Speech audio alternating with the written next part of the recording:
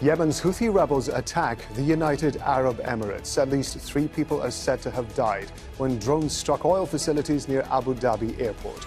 So what message are the Houthis sending as Yemen's civil war enters its 7th year? This is Inside Story.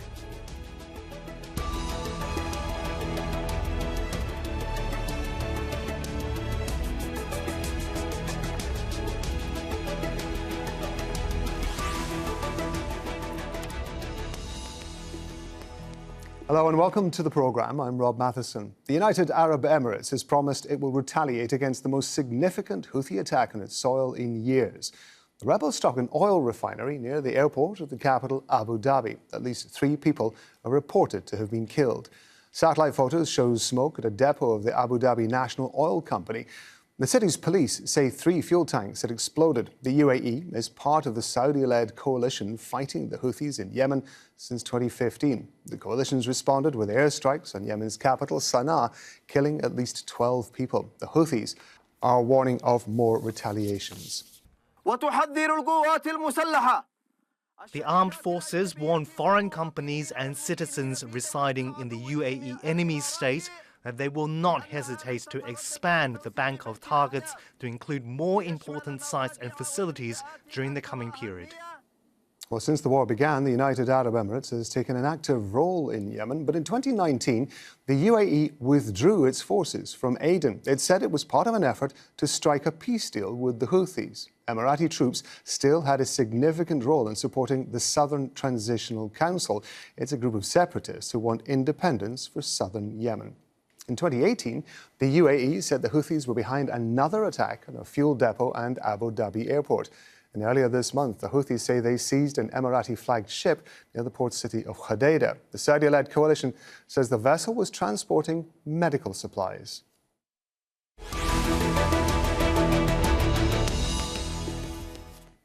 OK, let's bring in our guests. In Yemen's capital, Sana'a, is journalist Hussain Al-Bukhaiti. In London, Elisabeth Kendall is a senior research fellow at Pembroke College at the University of Oxford. And in Bristol, we have Sabah Al-Khozai. He's an academic and a political analyst. Thank you very much indeed, all of you, for joining us. Elisabeth, let me ask you first. There's a lot we still don't know about these attacks. One happened at a busy international airport. Both were close to residential areas.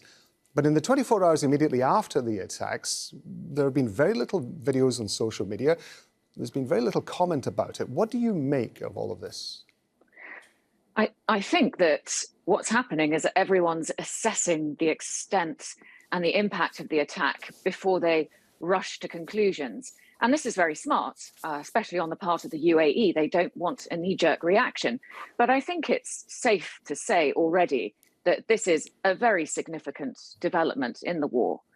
Although it's not completely unprecedented, there have been Houthi claimed attacks on the UAE before. It's much more usual to see this type of coordinated drone and ballistic missile attack against Saudi Arabia, the immediate neighbor of the Houthis to the north. And in fact, there have been about 1,000 such attacks on Saudi Arabia since the war began. But no attack like this involving the loss of life in the United Arab Emirates. So this is a major breach of UAE security. Lives have been lost. It's deep into UAE territory. It's a real escalation, and it opens up yet another regional dimension to the conflict.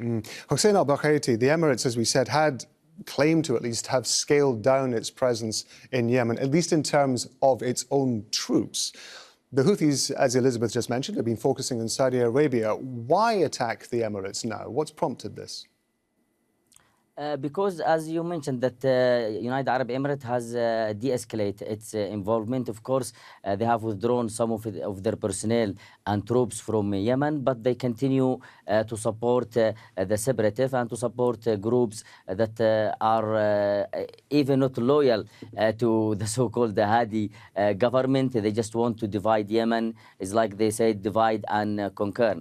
And what about the latest attack? Because United Arab Emirates, after they withdrew withdrawn from Hodeidah coast. They have sent those troops called the Giant Brigade to Shabwa, and they start the fighting. And the United Arab Emirates has fully resumed its airstrike against many areas, not only in Shabwa, as well in Marib and in Damar and in other areas. That's why Yemeni army and some officials and army commander here, they have warned the United Arab Emirates about a week ago that if they are not going to stop their attack, that Yemen will attack United Arab Emirates, and this is exactly what happened. And I believe that if United Arab Emirates will continue as they did in the last 24 hours in response to the attack on Abu Dhabi, they have targeted a residential area in Sana'a, killing 12 civilians, injuring 11, and there are several people still missing.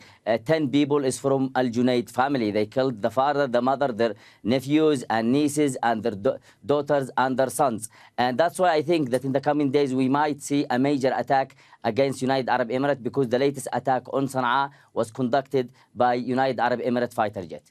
Sabah, Al-Khozai, do you think that the Houthis are capable of actually producing a sustained campaign against the United Arab Emirates, or are we going to see a series of intermittent attacks similar to what we've seen so far? Well, could be, in fact, but not really. I don't think they are, presenting a very real threat to the security and sovereignty of United Arab Emirates. I think this attack is like, flexing their muscles. I mean, the Iranian muscles, if I may say, because we all know that Houthi, backed by Iran, is a proxy war on behalf of Iran happening in Yemen. However, it's a very dangerous escalation. And I think, the wise people in Houthi, if I may say, should take into consideration that this is a violation of the sovereignty and integrity of United Arab Emirates. And of course, it's a threat to the security of the region. And this escalation will not lead to anywhere whatsoever. And we all know very well that the Houthi has conflicted so many casualties and defeats in the Maghreb front line.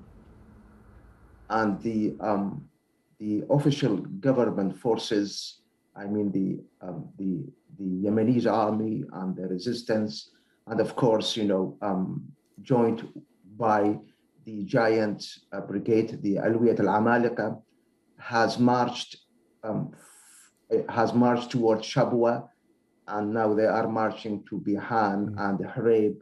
And this major battlefield will really hit hard the Houthis' presence in that region. This is why they are trying to, what they call it, punish the United Arab Emirates of such involvements, because United Arab Emirates are really, training and army and, supplying munitions and arming the giant brigades and other official governments forces in the region.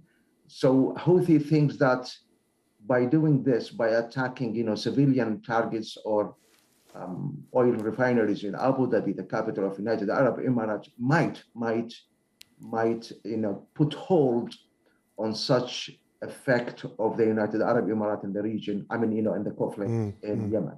Elisabeth, I want to ask you about the point that Sabah just brought up there. Those links that are believed to be existing between Iran and the Houthis. We're at a stage, if I understand it correctly, where Saudi Arabia and Iran are in the midst of ongoing exploratory talks, as they've been described, which are being hosted in Iraq, and they're being hosted by Baghdad. But I understand that there were also some Iranian officials had moved to Jeddah just in the last 24 hours or so in order to be part of the Organization for Islamic Cooperation, which condemned these attacks. Now, my question is this. Is this the right time for the Houthis to be carrying out attacks like this when there appears to be some effort on the parts of Saudi Arabia and Iran to reach some sort of agreement between them? Yes, that's the $60 million question. I think it's important to understand at the moment that we're not clear on precisely how closely the Houthis and Iran collaborated on these particular attacks. And that's important because it helps inform the message that they're trying to send us. And I think it's also important to point out that the Houthis are supported by Iran, but they're not a direct proxy. The Houthis can still make independent decisions. So what kind of message is being sent at this time? I think we can read it in various ways. And these pivot really around two parallel strands of Iran talks. As you say, there's a regional independent dialogue happening between Iran and Saudi Arabia, and also Iran and the United Arab Emirates. And the Houthi message, perhaps in that case, is, look, we're still here. We're a persistent threat, and it doesn't matter if you make sideline agreements with Iran. We're an independent entity, and we're still going to be bellicose. The other strand, the second strand, is, of course, the international JCPOA, the nuclear deal talks. And these are reaching quite a fraught position at the moment. There's an urgency to get them over the line. So this could be Iran sending a message to the international community saying, look what we can do. We can destabilize the region. You need to give us more. You need to yield more to our demands. Sabah, you were shaking your head at the first part of Elisabeth's answer. Just tell me what you think about Elisabeth's response. Well, I'm really confused, by this, what she's saying. She's saying that, it's not very clear that the Houthi is doing a proxy war on behalf of Iran. And then in other words, she said that the next strand, maybe it's a message from Iran to the communities and to the American that, we have to give up, to give us, some concessions in the nuclear deal. So I think, we need to make up our minds, and we need to make sure that after 7 years, how can we suspect our knowledge, our wisdom, that Houthi is independent of the effect of Iranian? We know very well that Iran is playing, poker game with the region and with the world, and they are holding, 4 cards in Lebanon and in Iraq and in Syria and in Yemen. However, there are some rumors, and I'm not sure about that, those attacks is not conflicted or, done by the Houthis. There are some rumors, there are some security reports. It might have come from Iran, the same as Aramco 2 years ago, or came from Iraq. And Iraq have, 60 militias under the leadership of Ismail Qaani, Al-Quds Brigade's, leader. And they are, receiving their, orders from Tehran. So, Sabah, let me interrupt. Rob.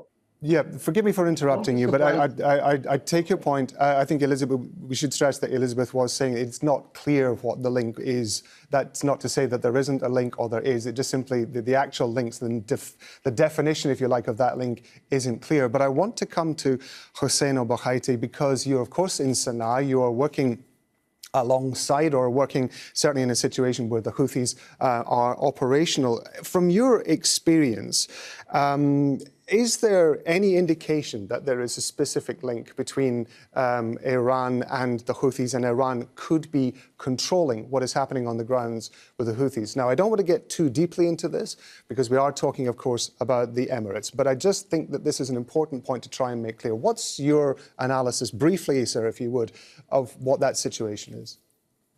Iran, of course, it supports Yemen politically and as well throughout the media. And as well, Mohammed Abdel Salam, the spokesperson of Ansarullah, have said months ago that Yemen is getting some help from Iran, kind of information about building the military information about the weapons and building and making the weapons. But the claim that there are weapons coming of ballistic missile that's to 12 meter long and a few ton in weight, that they are smuggling to Yemen.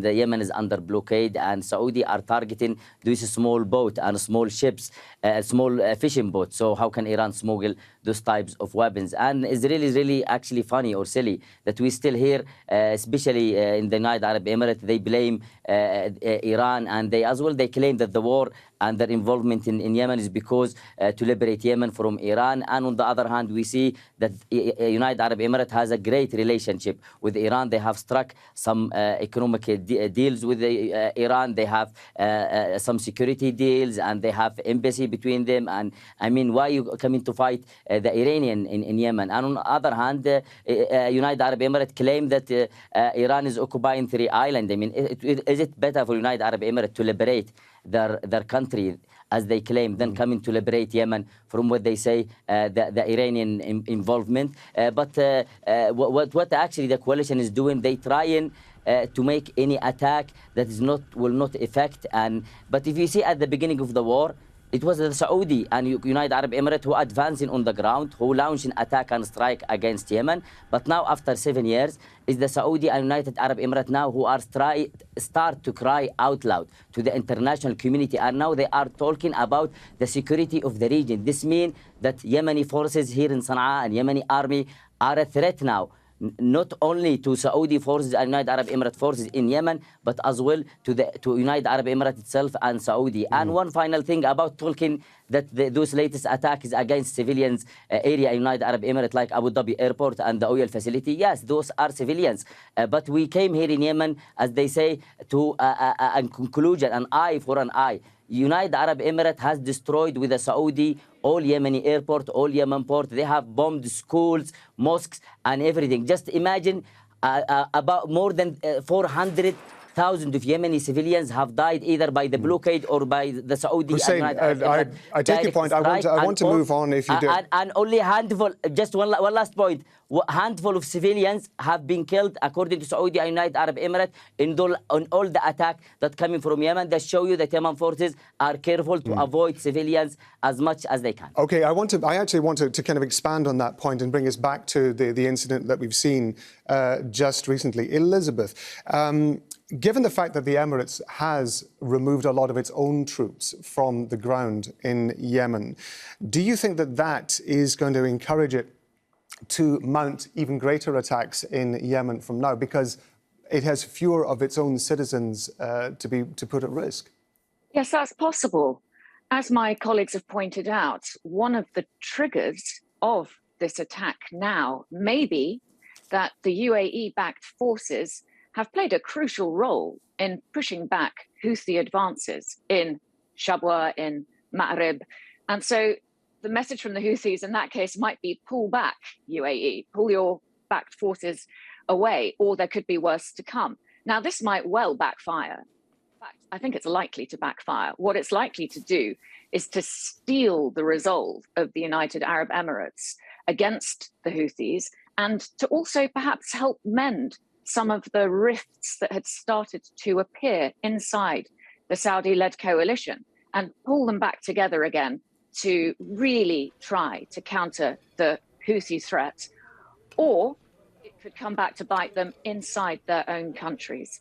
Sabah, let me ask you about the global perception of this, the PR element of it. There was a period of time, certainly in the latter years of the Yemen war, when it was widely regarded as a PR disaster for the coalition, for Saudi Arabia, and for those involved in it. Do you think that the Emiratis would be willing to risk that PR disaster again by increasing the number of attacks in Yemen?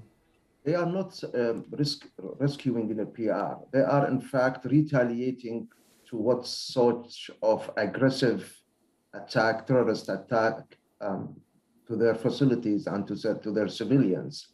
However, I just want to remind you, Rob, that there are United Nations Resolution 2216, which clearly state that this is the Houthi has made a coup, and they have to withdraw their forces from Yemen and submit everything, their weapons and their armies, to the legitimate governments of President Abd Hadi Mansour. Don't forget that. This is international recognition. This is one. The other thing, after this attack, from yesterday up to now, 24/7, international condemnation from all over the world. The United Nations, the USA, Britain, European Union, France in particular, most of the Arabs and most of the in Asia, India, Malaysia, Pakistan. And this means that this is how aggressive and how evil this attack to the United Arab Emirates. On the contrary, if I may say, that I think the forces in this, if you excuse me, I quote, in this fronts, Ma'rib, Shabwa, Bihan, Ain, Harib, Mala'a, Ajoba. This is a vital front line battlefield.